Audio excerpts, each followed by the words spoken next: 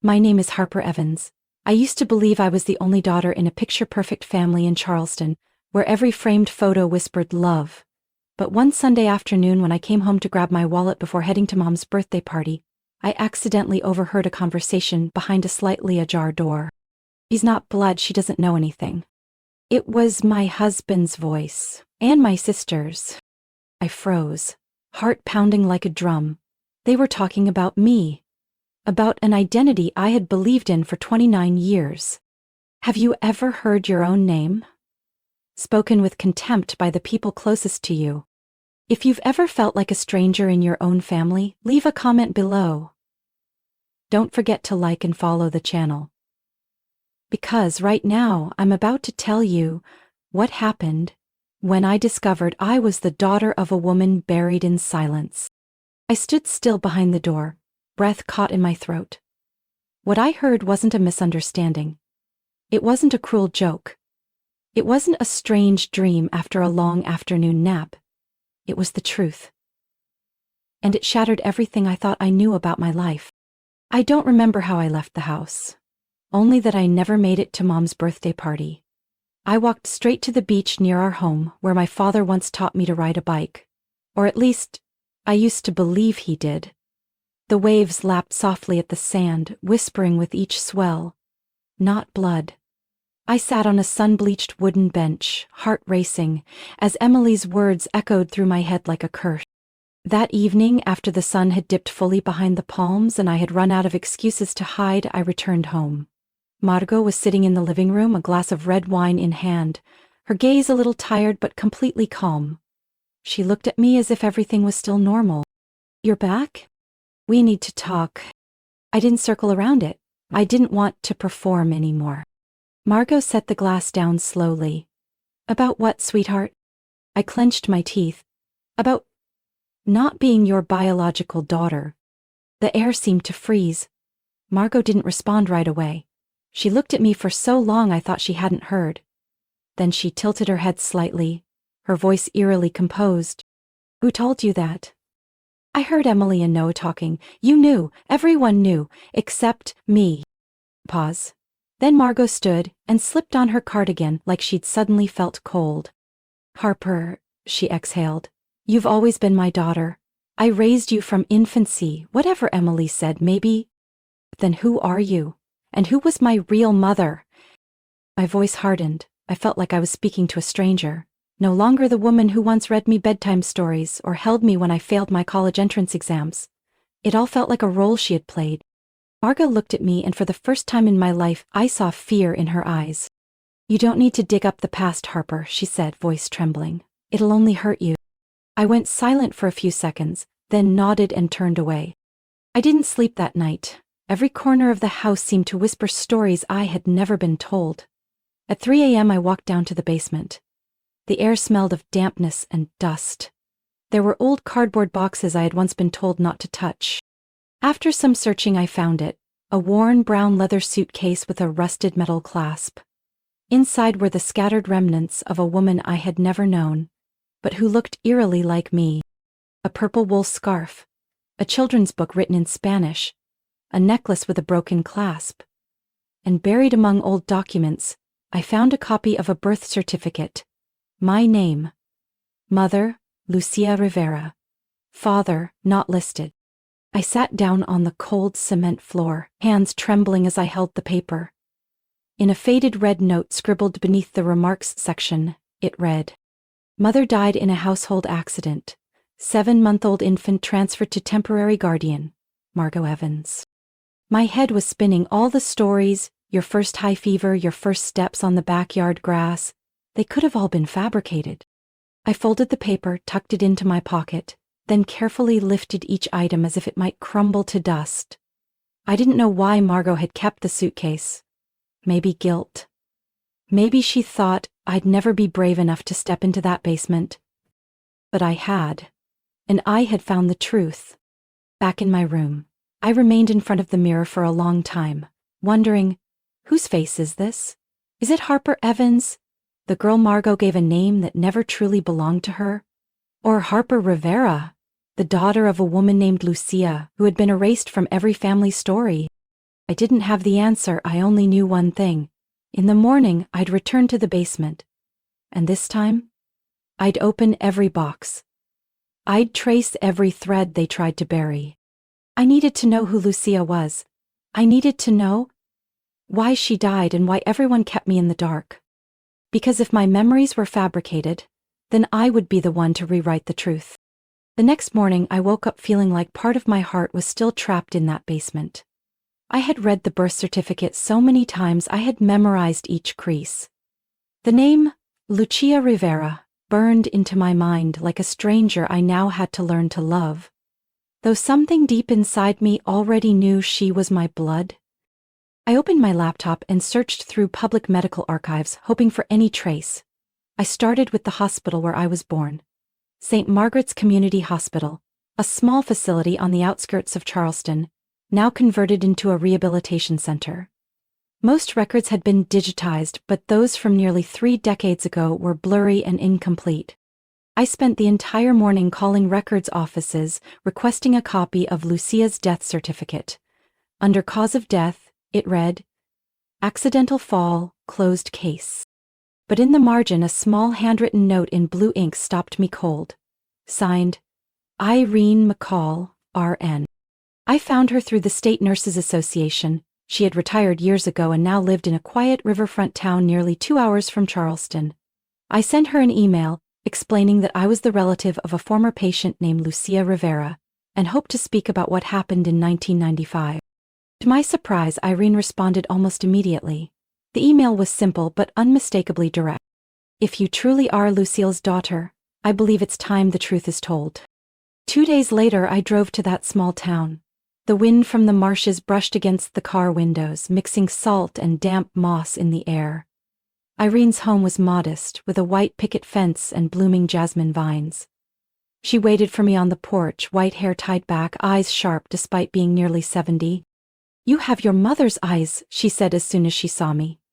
Lucia had that same look, sad and strong. I faced her, my hand clutching my purse. "I need to know what really happened." Irene wasn't surprised. She poured tea slowly, then looked at me like she was weighing how much truth was safe to reveal. "Lucia came to the hospital the first time when she was 7 months pregnant with you," she began. "She had bruises on her arm and rib cage. Said she slipped, but her eyes said something else." I stiffened. "The second time was when she gave birth," she continued. "I was the attending nurse that day. Lucia came in alone, no one with her. She didn't complain, didn't cry, but I remember, clear as day. She held you so tightly when we brought her to recovery, like she was afraid someone would take you away." "And after that?" I asked, my throat dry. 3 weeks after discharge, I got a call from the police. A young mother had died at home after a fall down the stairs. Name of the deceased? Lucia Rivera. I felt ice crawl through my entire body. "But it wasn't an accident," Irene said firmly. "I knew it the moment I saw the name. Lucia wasn't careless.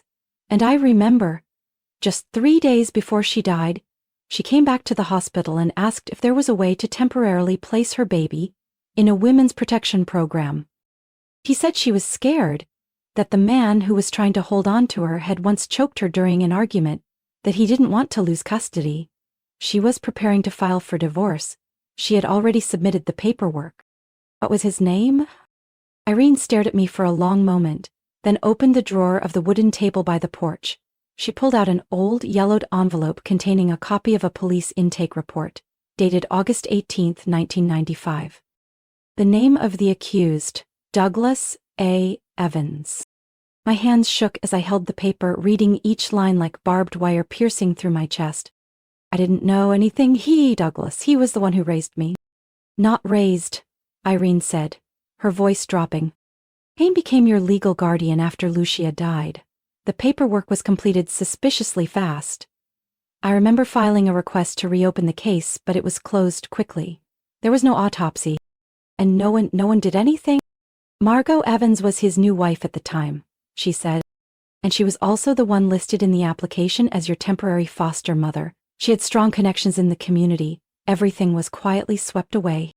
I leaned back in my chair, the world tilting. Irene placed her hand gently over mine, warm and steady. I've been silent for 29 years because no one asked, no one dared to, but you came here, and if you want the truth, I'll help you find it. I met her gaze, eyes stinging. I wasn't crying from weakness. I was crying because, for the first time, someone remembered my mother as a real person, with a name, a face, a breath. Lucia. That name had never once been spoken in my house. No photos, no stories. Only a void. Wrapped in the beautiful lies I once believed. I tightened my grip on the police report. Paper can rot. People can disappear. But the truth, once it starts to show, won't stay buried.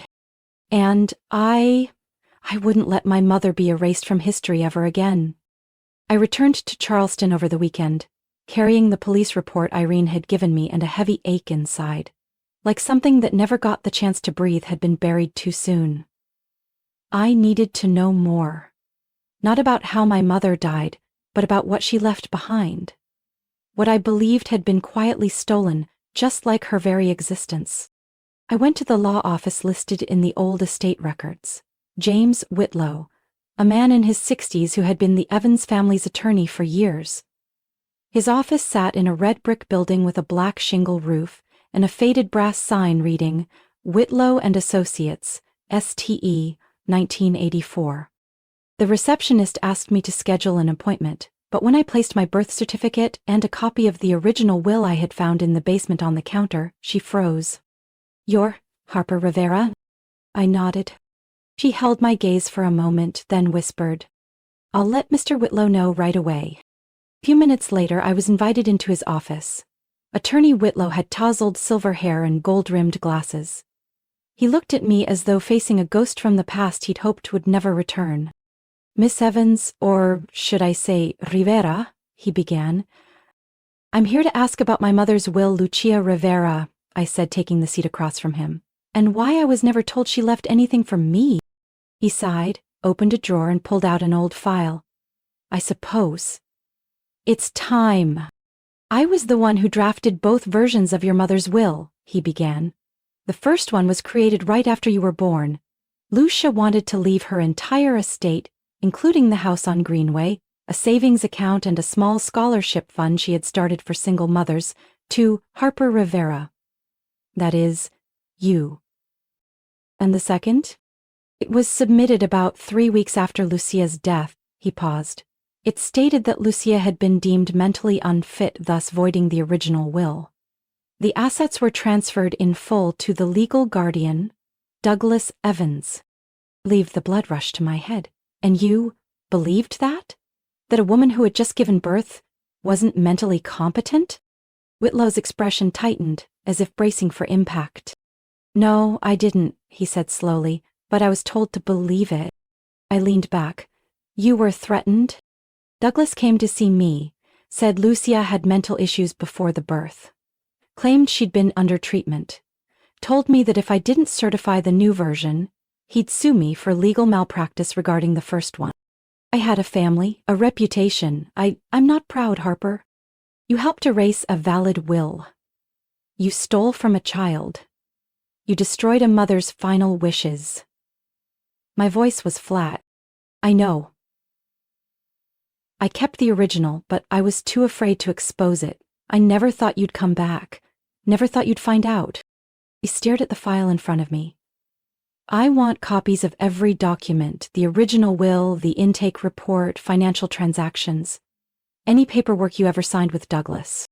What are you planning to do?" "I'm going to reclaim what belonged to my mother. And I need you as a witness." Whitlow hesitated. Then he removed his glasses and rubbed his eyes. "It's time," I corrected my mistake. He opened the safe in the corner and took out a folder carefully clipped inside a hardback cover. It was the original will, signed by Lucia and 2 witnesses. "She came in one afternoon in March," he recalled, gently touching the front page. "She held you in her arms, crying, while writing your name into the scholarship fund she created, hoping to help other young mothers avoid her fate. She was clear. She was sane." She wasn't unstable, she wasn't incompetent, she was just alone. I couldn't say a word. My hands trembled as I took the copied documents. One page listed the total asset value at that time, $92,500 in cash, a home valued at $120,000, and a scholarship fund worth over $20,000. Not much to the wealthy, but for an immigrant single mother working night shifts as a nurse, it was a fortune made of love. I felt as though I had been placed back onto the map of my own life. No longer a name tacked onto the back of the Evans family, but a person with a history, with a mother who had tried to leave something behind before that right was stolen from her. "I'll testify," he said. "If it comes to court, I'll stand up. I owe Lucia. And I owe you that much." Justice, slow as it was, had begun to stir. And I at last was stepping out of the shadow someone else had drawn around me. I came home with the folder in my hands, heart heavy like I had just emerged from a quiet trial in the past. Every signature from my mother was both a love letter and a condemnation. But I knew emotion wouldn't make them pay. I needed proof. Clear, undeniable, in their own voices. So I reached out to Carmen, my best friend from college, the only person I could trust right now. "Harper," she whispered after hearing the entire story, "if you need someone to plant a device, I've got one." The next evening, Carmen showed up with a tiny recording device, no bigger than a fingertip, that could be activated remotely. We tucked it behind the wedding photo frame in the living room, right where the family always gathered to discuss things. "I'll turn it on when they arrive," I said, trying to keep my voice steady. "I only need them to say it once." And the opportunity came sooner than I expected. Saturday afternoon, Margot called me down to the kitchen and said they'd be coming over for dinner. "Emily wants to apologize," she said, not meeting my eyes. "And your father has some things he wants to discuss with you and Noah." I acted as if I didn't suspect a thing. But my heart was pounding. By the time the sun had set, all four of them were there. Douglas brought a bottle of red wine. Margot laid out her signature lasagna, the kind she always made for guests. And Emily, true to form, walked into my house like it belonged to her. I had already turned the recorder on, then faked a headache and excused myself upstairs, leaving them in the living room. I sat in the bedroom barely breathing, ears pressed to the headphones wired directly to the device. It began with small talk, a few compliments about dinner, then a sigh. "Harper's been acting a little off lately." Then Douglas's voice, low and clear. "We need to finalize the scholarship fund. If we wait too long, it might get flagged under the new law. Best to transfer it to Emily," Margot added. "Harper doesn't know how to manage it. She still thinks she inherited the fund." "What about the main inheritance?" Emily asked, her voice like ice. "It's already split," Douglas replied. "Most of it's in your mother's account. The rest, if we can keep Harper quiet, we'll call it a wedding gift." That was the deal, wasn't it? My fist clenched involuntarily. Then Noah's voice. Deep, hesitant. "If any of this comes out, Harper could sue. She's already asking questions. The other day she brought up the bank documents." "Then don't let it come out," Douglas said. "Noah, you're her husband. It's your job to keep her in check." "You loved Emily once, remember?" Margot chimed in like it was nothing. "You married Harper because she was easy, because she made everything legal." Emily laughed. "And sweet, and trusting, and easy to handle." I pulled the headphones off, staring blankly at the bed. It wasn't just my inheritance or my name that had been stolen. Even my marriage, the one piece of peace I thought I had, was staged. I used to think that even if my stepmother was cold, my stepfather rigid, and my sister competitive, at least Noah loved me. But love can be a weapon in the hands of those who know how to perform. I waited until the laughter downstairs faded, until the clinking of glasses stopped, then walked down. I stayed silent. Offered a faint smile when Emily gave her fake hug, gave a quiet nod when Margot said goodnight. I played the role of Harper Evans, the dutiful daughter-in-law of the Evans family, for the last time. When the door closed behind them, I stood in the living room, staring at the frame where the red recording lights still glowed. I pressed the save button. Time-stamped, clear audio, voices recorded. An irrefutable piece of evidence. I spent the entire next morning reopening every box in the basement. Not to find more proof, but to find something real. Personal. I needed to see my mother as a human being, not a name on a birth certificate or a line in a will. I needed to feel her, Lusa, Rivera, beyond the documents and the prematurely closed case file. At the bottom of a dusty wooden trunk, between scraps of baby clothes, yellowed medical records, and a neatly folded mint-colored wool blanket, I found a brown envelope, sealed with cracked red wax. On the front, written in wobbly purple ink, Para Maria. If I'm gone, please don't let Harper grow up in the dark. My chest tightened. I opened the envelope. Inside was a handwritten letter, nearly 3 pages long, in delicate slanted handwriting. The date at the top read, August 4th, 1995. Just 2 weeks before my mother died. Dear Maria, I know you're tired juggling 100 things in Texas, but I have to write this in case something happens, so Harper won't grow up never knowing who I was. Things here aren't good. Douglas is getting more controlling. He lashes out for no reason, locks up money, hides my papers. You know I forgave him too many times thinking Harper needed a father. But now I see, so clearly, I was wrong. I'm trying to get out of all of it. I've been to the legal center to ask about divorce.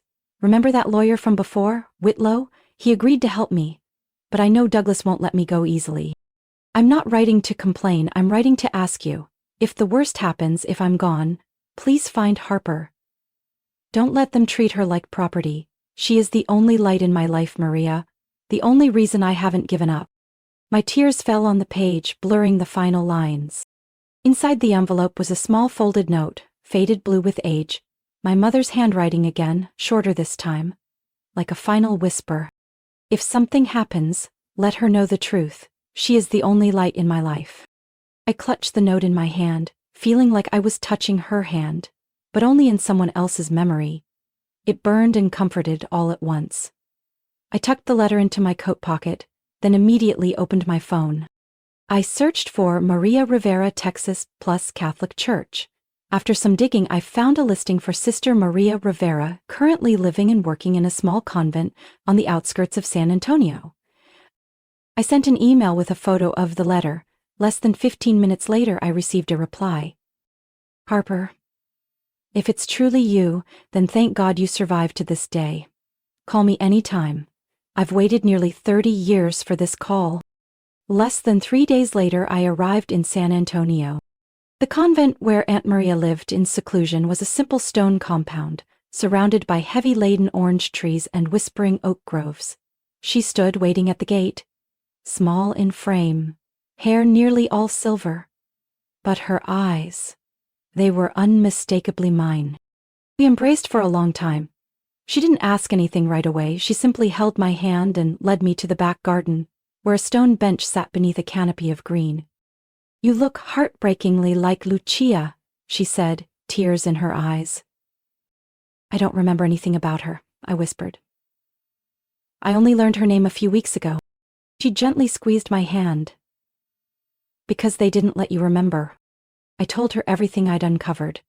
The birth certificate, the will, the recording, the attorney's statement. Then I pulled out my mother's letter and placed it in her hands. Aunt Maria read every word slowly, then pressed the letter to her chest like she was holding something that had been lost for far too long. Your mother was brave but alone, she said. After you were born, she wrote to me every week. Every letter talked about you. Your laugh, how you reached out to be held, but also about her fear, about feeling trapped in a house that no longer felt like home. I once tried to get custody of you, she continued, voice catching. I flew to Charleston, went to the hearing, but the court denied my petition because I didn't have a stable income. I was part-time in formation and doing volunteer work at a small parish. They said I was unfit to care for an infant. Swallowed hard. They chose a man who had been accused of abuse over a woman willing to give up everything to raise her niece? Money and reputation are what define fitness in their eyes, she said, her eyes glistening. I prayed every night that one day you'd find the truth, and today you did. We remained quiet together.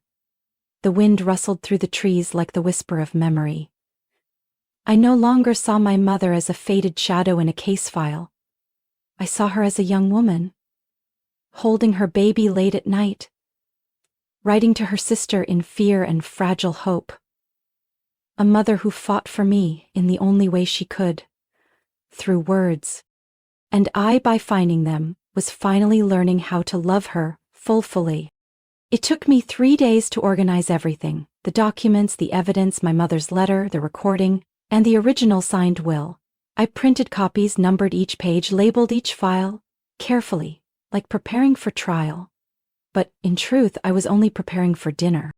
One final dinner, where the table would no longer be a place of gathering, but where the truth would be served, layer by layer, like the main course they never expected. I invited them all, Margo, Douglas, Emily, and Noah, with a short text. Saturday night, 7 p.m. I have something important to share. Please be there. I figured they were curious but still convinced I was fragile, broken, seeking a chance to forgive. They hadn't yet realized I no longer needed their approval. Dinner was simple: butternut squash soup, toasted bread, lemon roasted chicken, and autumn salad. I set the table properly, placed a glass of white wine beside each plate. Nothing indicated this would be the first course of reckoning. They arrived on time. Margo walked in first, wearing a plum-colored dress, face composed as if she'd never buried a mother in her daughter's memory. Douglas followed with a bottle of wine like he still ran the household. Emily entered last. Bright red lipstick, eyes flashing with barely concealed contempt. Noah trailed behind her, slow and uncertain, hands in his pockets, silent. "Thank you for coming," I said once they were all seated. Dinner started with small talk. Margo asked about work, Douglas asked about home renovations. I responded briefly, politely. As dessert was being served, I set my spoon down. "I know everything now." No one lifted a fork. Emily looked up and sneered. "Know what?" "I know I'm not Margo's biological daughter. I know my real mother was Lucia Rivera, and I know what happened to her." Douglas leaned back slightly. Margo gripped her wine glass, struggling to stay composed. I opened the folder beside me, pulling out paper after paper, audio files labeled and clipped. "This is the original will signed by my mother and Attorney Whitlow. This is my real birth certificate. This is the recording from 2 weeks ago. Of all 4 of you in this house." I hit play. The room fell silent except for the voices spilling from the small speaker in the center of the table. Margo's, Douglas's, Emily's, Noah's. Each word sliced through the air like a knife. "Transfer the scholarship fund to Emily. Keep Harper quiet with the wedding and a small allowance. She's easy to control." I glanced at each of them as the recording ended. Margo sat frozen. Douglas exhaled, eyes lowered. Noah was stone still. Emily smiled. "So what?" she said. "You think a few papers and recordings change anything? You're illegitimate. An accident. A leftover name. No one ever wanted you here." "You're right," I said evenly. "I'm the daughter of a woman you let die. And I have proof. Everything in this family was supposed to be mine. You were only kept out of pity. The only thing you've got is a last name no one wants." I stood up, facing her. "And what do you have, Emily? A stepfather scared of exposure? A stepmother who buried guilt beneath the name of love? Or a man who once loved you, but married me for a signature at the bank?" Noah lowered his head, said nothing. I pulled my mother's letter from the envelope, my voice softer now. "Before she died, my mom wrote to Aunt Maria, 'If I'm gone, let her know the truth. She is the only light in my life.' I grew up with no memory of my mother. No photos, no voice, no scent. But I have something none of you do. I have the truth. And I have the strength my mother left behind, with everything she had." Margo began to cry. Douglas remained silent. Emily turned away, her glare simmering like embers. None of them spoke again after that. For the first time in nearly 30 years, that dining table witnessed a dinner without pretense. After that night, I never returned to the old house. I didn't contact anyone from that family again. Instead, The next morning, I walked into the office of Jillian Hart, a renowned attorney specializing in complex inheritance cases, and the first person to look at me as a person, not a problem to manage. Jillian listened for 2 straight hours without interrupting. When I played the recording, when I laid out the wills, both real and forged, her expression gradually turned to ice. By the time I handed her the handwritten letter from my mother and the copied medical records, she said only one thing. "Harper, if you're ready, we're not just reclaiming justice, we're reclaiming the history they tried to erase you from." I nodded, no hesitation. 3 weeks later, the formal lawsuit was filed in Charleston County Court.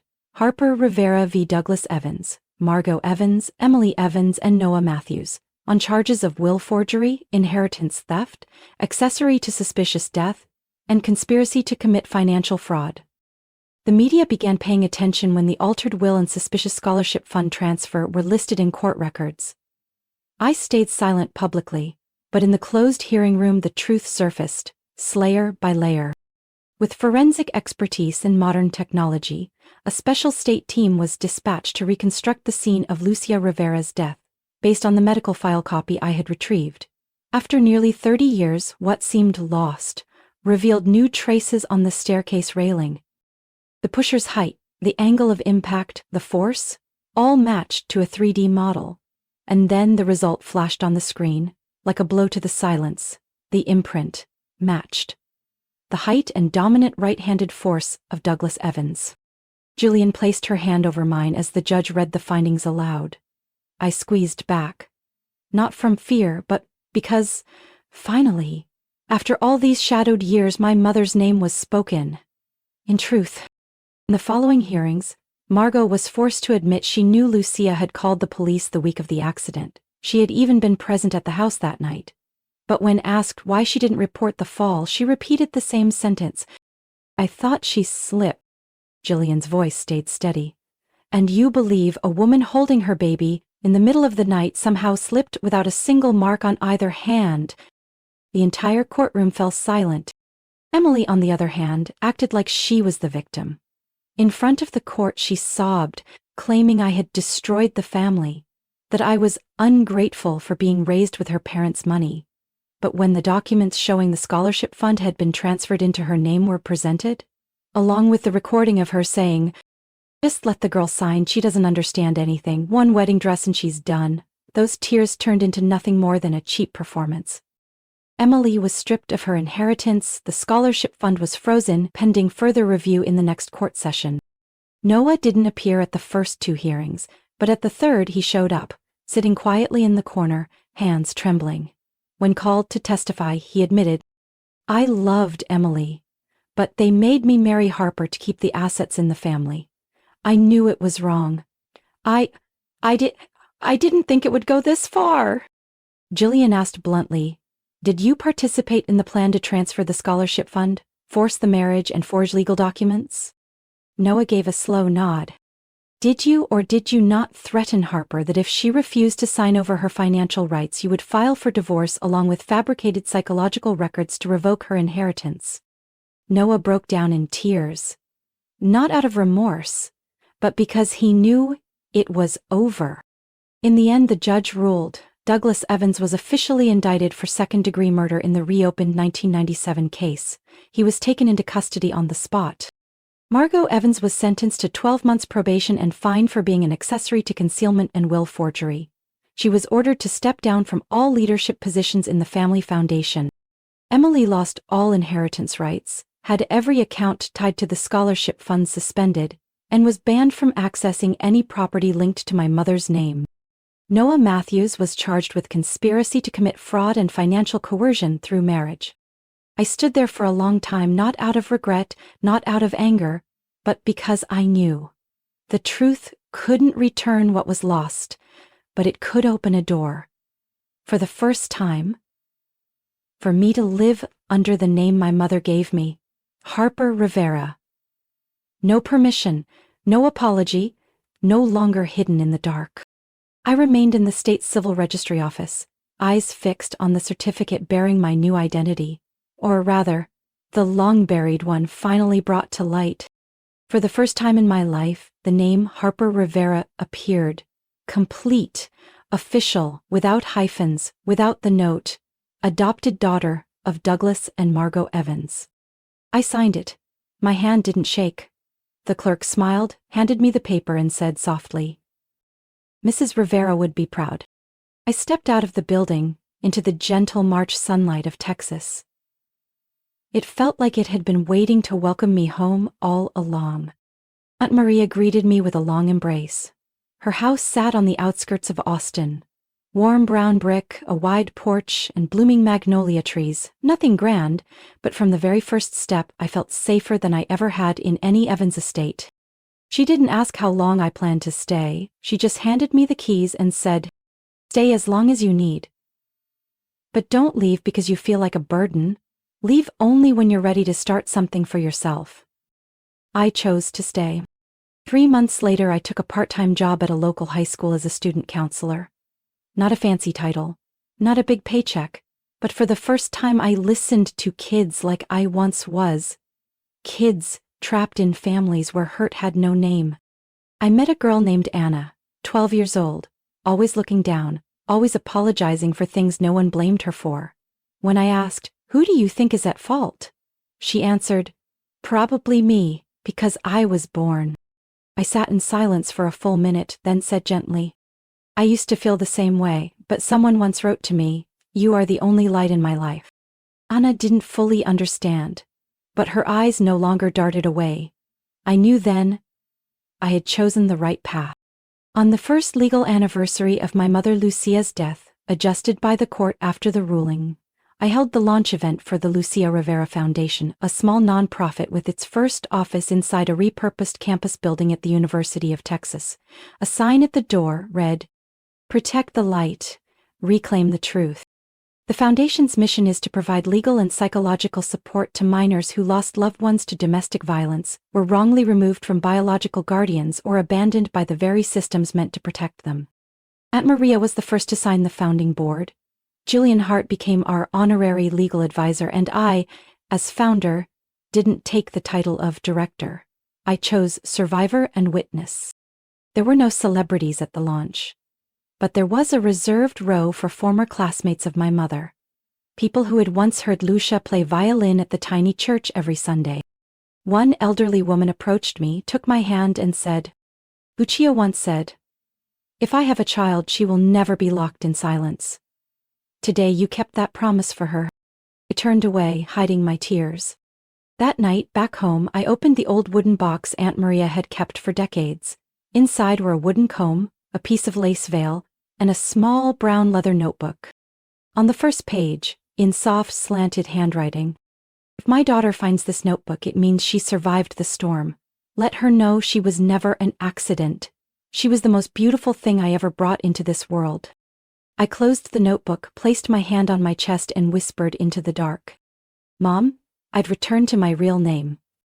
Early morning. The cemetery lay quiet beneath a thin veil of fog, with only the sound of wind brushing through the old oak trees. I walked slowly along the gravel path, holding a bouquet of white peonies, the flower Aunt Maria said Mom loved. I stopped in front of the granite headstone, now newly inscribed thanks to the final legal ruling, Lucia Rivera, 196519995. Mother, musician, survivor, never silenced. I bent down, laid the bouquet at the base, and sat on the grass as if talking to someone still alive. My voice was soft but steady. "I am your daughter. They used to call me Harper Evans. They wanted me to believe I should be grateful for being rescued. But now, I live as Harper Rivera. Your daughter. A woman erased from records, from memory, even from this cemetery, for nearly 30 years. I placed my hand on the cold stone and added, I won't stay silent anymore, and I won't let anyone else grow up in the dark like I did." The sun began to rise, casting a soft beam of light through the branches, landing exactly where I sat. I'm not superstitious, but in that moment I felt held, no longer alone. A few months later, I finished the final draft of my memoir titled The Forgotten Daughter. I wrote it with the voice of a child who was once erased. who once thought love was conditional and truth was a luxury. The book was published in early spring by an independent press in Austin and unexpectedly went viral on digital platforms. Within a week, it reached the New York Times bestseller list. But what moved me most were the letters from readers. A woman in Minnesota wrote, "I used to think I was the biological daughter of the man who abused my mother. But your book gave me the courage to take a DNA test, and I found my real family." A college student wrote, "For the first time, I saw someone demand justice without shouting and still make the world listen." I folded each letter and placed them in a wooden box next to my mother's photo. Each note was a testament that Lucia Rivera was not forgotten and that Harper Rivera existed, by name and in truth. I still work at the same school, still counsel part-time. Every day, I walk into my small office, its window facing south, where the sun always pours in, at 8 a.m. On the wall across from my desk, I've hung a black and white photo. My mother, young, playing violin during a church recital. My students often ask, "Who's that?" I usually smile and say, "The first person who believed I deserved a real life." One afternoon, after finishing a class on nonviolent communication, I looked out at a room of students, actually listening, not scrolling, not distracted, and I thought, this is the legacy. Not money, not books, but every moment, someone sees the light within themselves. I lingered for a moment, letting the sunlight wash over Lucia's portrait, and I said quietly, "They buried my mother in the dark, but I will live like a light, for justice, for her, and for myself." And what about you? Have you ever felt hidden behind a curtain someone else drew for you? Ever wondered if the truth about who you are isn't what you were taught to believe? Would you be brave enough to step into the dark and light your own flame? My story isn't just about reclaiming a name. It's about reclaiming the truth, memory, and unconditional love. I'm not the only one who grew up surrounded by what was never said. But if you've ever felt forgotten, cast aside, or like a stranger in your own family, share it with me in the comments. I believe the more voices rise, the harder it is for silence to survive. Don't forget to hit follow so you won't miss the next stories about family, identity, and the journey of those who dare to live honestly. Because sometimes the only thing we need is to know we're not alone in finding our way back to who we really are.